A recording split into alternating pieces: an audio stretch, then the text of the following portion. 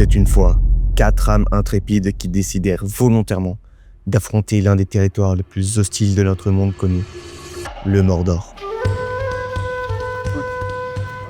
Bon, techniquement, c'était l'aiguille du Cédéra.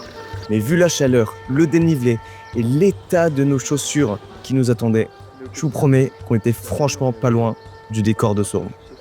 Bref, départ 8h12. Après un bon café, l'ambiance est bonne, on rigole et on avance d'un bon pas. On est confiant, motivé, presque bien équipé, sauf pour un léger détail, l'eau. Et voilà. Et oui, l'eau.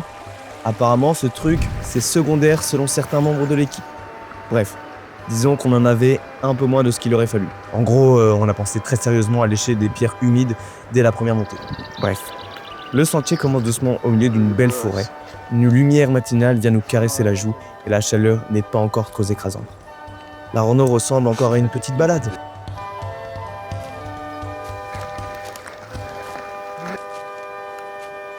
Donc là, on a Marthe Bonne, mannequin de haute montagne. Voilà. C'est super ça. Là, on est en train de travailler une pub pour les nouveaux bâtons Springbook. C'est bon ? Mais le Mordor n'aime pas beaucoup ça. Très vite, le sol devient un champ de rochers branlants, une longue dalle de pierre, de gravillons vicieux et d'obstacles qui glissent, roulent et te regardent de travers. Après 2 heures de sueur et de remise en question sur nos choix de vie, elle se dresse enfin devant nous. La pente du Mordor. Celle dont on ne voit ni le début ni la fin. Une paroi rocailleuse à peine tracée où même les chèvres renoncent. Et pourtant, on y va parce qu'on est venu pour ça. Les mollets brûlent déjà, le souffle se raccourcit et la température baisse. Les blagues deviennent de plus en plus silencieuses. Même le plus sportif du groupe, vous savez, celui qui d'habitude te motive avec des phrases du genre « C'est que du bonheur là !» commence à se jurer contre les cailloux, les arbres et probablement nous.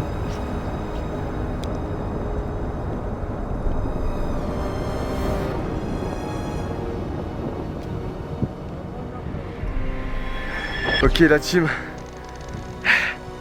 on est en plein milieu du Mordor. Ça fait des kilomètres qu'on ne peut pas poser le pied pour se reposer, tellement ça grimpe. En plus on peut pas s'arrêter parce qu'il y a les orques qui nous poursuivent. Putain. Heureusement avec nos pieds de hobbit, on peut réussir à s'en sortir. C'est pas évident. Ça fait 2 semaines qu'on est en moque d'eau. Je crois qu'on va pas tarder à canner. Je parle pas de Guillaume. Guillaume Canet. Voilà, j'ai retrouvé mon collègue. C'est notre chef de cordée sans corde. Il est juste là. Michael Jackson. C'est un appel au secours. Sinon on va devoir sauter. C'est dans la rivière là-bas. Le reste de l'équipe desséché comme des tomates sèches. Vous pouvez le voir, on commence à fatiguer. On est à 70 mètres du but. Et nous on était tout là-bas, genre au pied de la rivière. On a fait 100 virages. Voilà, on n'a fait aucun virage, que de l'azimut. Après ce qui nous a semblé durer 6 mois, de compter mètre en mètre et un peu plus de 2000 mètres de dénivelé positif, on y est, le sommet. Putain la team, on est en haut du sommet du Mordor. C'est un nouvel épisode, on a toujours pas d'eau. Et là-bas il y a de l'eau. Voilà, Marc qui arrive. Voilà. Il y a de l'eau là-bas. Le spectacle est irréel. Devant nous, les sommets à perte de vue, des falaises abruptes, des nuages qui passent sous nos pieds. Et surtout, on aperçoit de l'autre côté de la montagne un lac. C'est la seule solution pour nous sauver. Alors on fonce, mais on y arrive enfin à ce lac. Vont alors goûter l'eau, on se rend compte que non, on ne pourra pas s'hydrater. Grand désespoir qui descend en nous. La souffrance commence à se faire naître et on se pose sérieusement la question de finir nos jours dans cette montagne. Ok, donc on n'a plus d'eau. Filme là, il y a de la neige. On est passé par là, on vient de la crête en haut et on est descendu comme ça. Il y a un lac derrière qu'on voit plus, mais qui est là. On a plutôt donc on a pris de la neige. Petit névé de neige, comme vous pouvez voir.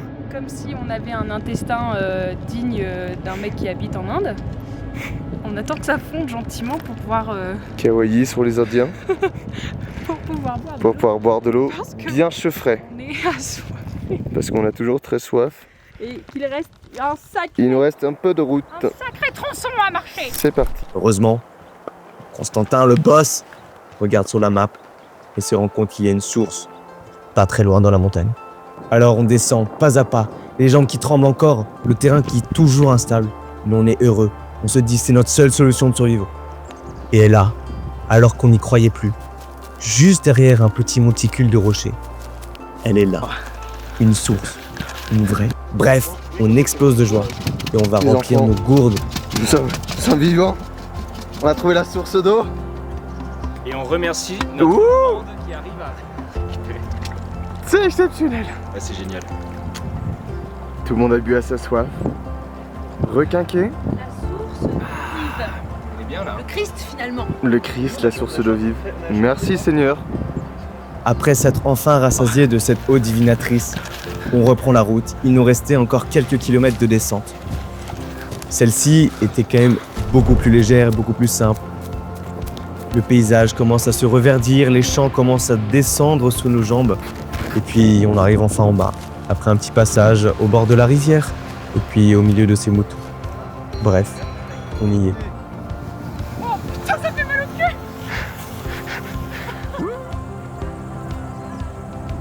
On s'est dit que malgré la soif, les cailloux fuyants, le manque de prévoyance et surtout des litres de sueur, c'était exactement ce genre de galère qu'on était venu chercher.